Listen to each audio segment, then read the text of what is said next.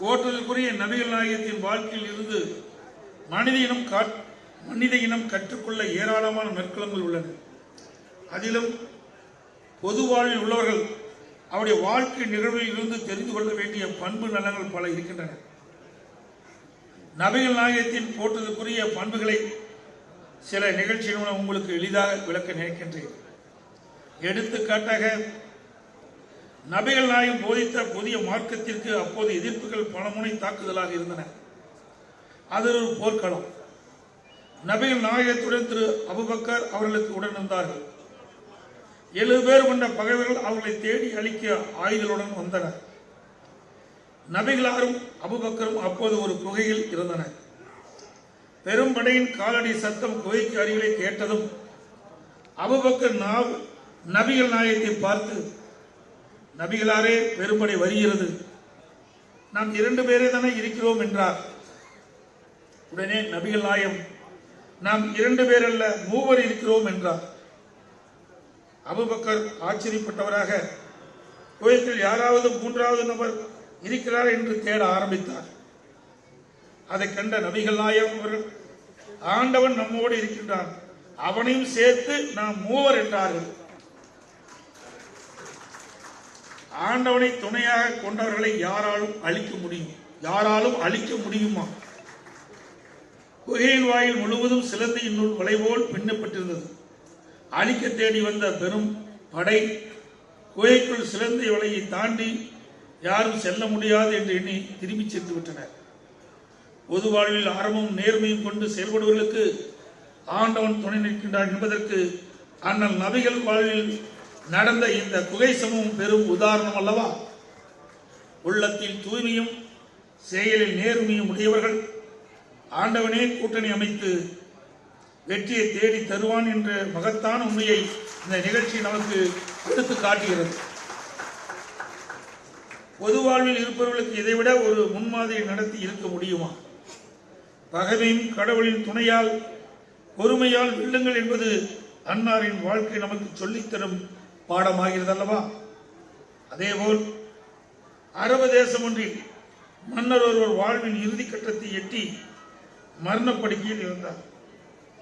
தனது சாம்ராஜ்யத்தை தனக்கு பின் எந்த மகனும் ஒப்படைக்கிறது என்று யோசித்தபடி இருந்த அவர் தனது 3 இளவரசர்களும் அழைத்து, உங்களிடம் ஆட்சி பொறுப்பை ஒப்படைத்தால் என்ன செய்வீர்கள் என்று கேட்டார்.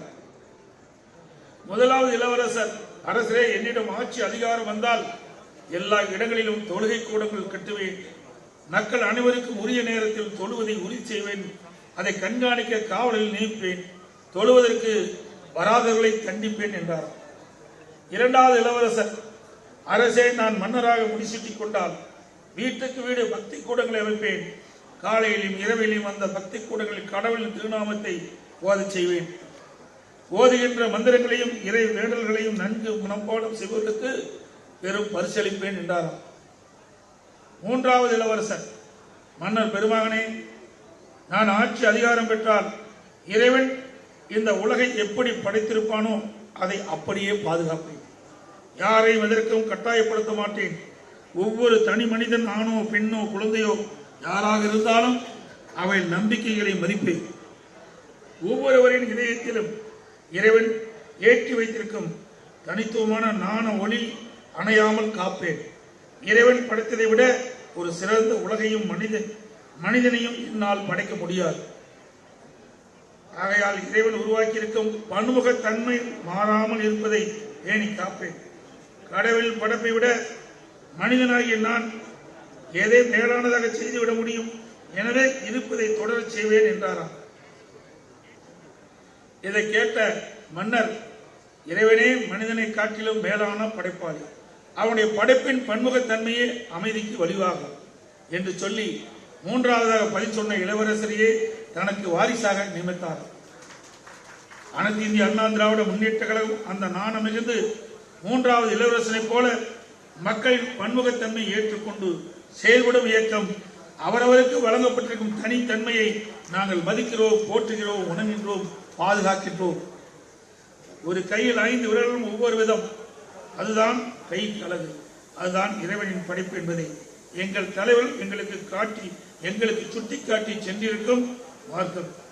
இஸ்லாமிய சமூகத்திற்கு புரட்சி தலைவி அம்மாவின் ஆட்சியின் போதும் அவர் வழியில் நடைபெற்ற அம்மாவின் அரசியலும் பல்வேறு நன்மைகளை செய்து கொடுத்திருக்கின்றோம்.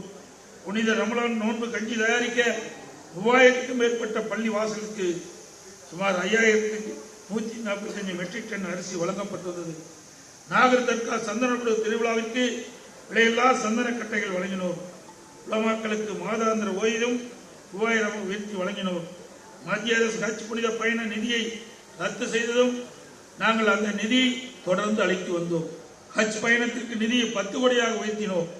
மற்ற ஹஜ் யாத்திரைகள் சென்னையில் தங்குவதற்கு புனித ஹஜ் இல்லம் கட்டினோம் உள்ளிட்ட பல்வேறு நன்மைகள் அம்மாவின் அரசு செய்துள்ளது என்பதை மகிழ்ச்சியுடன் இந்த தருணத்தில் தெரிவித்துக் கொள்கின்றேன். எனது அரசியல் பயணம் ஒரு நதியின் பயணத்தை போன்றது. சில ஊற்றாக தோன்றி ஓடையாக மாறி அருவியாக கொட்டி அமைதியாக மெல்ல நடந்து வயலோறும் விளைச்சலுக்கு பாயும் ஒரு நதியை போல நானும் நாட்டு மக்களுக்கு பயன்பட வேண்டும் என்று ஓடிக்கொண்டிருக்கின்றேன், உழைத்துக் கொண்டே இருக்கின்றேன். புரட்சி தலைவர் எம்ஜிஆர், புரட்சி தலைவி அம்மா ஆகிய இருவரும் தலைவர்கள் இஸ்லாமிய பெருமக்களுக்கு துணை நின்றது போல் நாங்களும் உங்களுக்கு என்றும் துணை நிற்போம். புரட்சி தலைவர் சொன்னதை போல் என்னை நம்பாமல் கெட்டவர்கள் பலர் இருக்கலாம், ஆனால் நம்பி கெட்டவர்கள் இன்று வரை யாரும் இல்லை என்று சொல்லி வந்திருக்கிற அனைவருக்கும் வாழ்த்தி நோன்பு திருப்பணி மகிழ்ச்சியுடன் மேற்கொள்ள வேண்டி விடைபெறுகின்றேன். வணக்கம், நன்றி. செய்திகளை உடனுக்குடன் தெரிந்து கொள்ள உடனே சப்ஸ்கிரைப் பண்ணுங்க.